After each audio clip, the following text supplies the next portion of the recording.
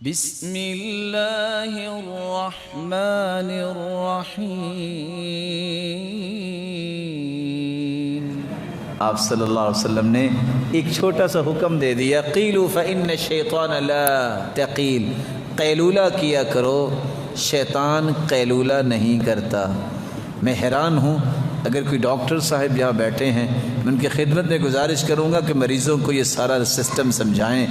صبح نماز سے لے کے ظہر تک معمولات شریعت نے جو طے کیے ہیں، قیلولہ ظہر سے پہلے کوئی 1 گھنٹہ، نماز پڑھنے کے بعد پھر کوئی 1 گھنٹہ کام کیا ہے، نماز کے بعد کو 3 ساڑھے 3 گھنٹے ورکنگ میں آیا انسان۔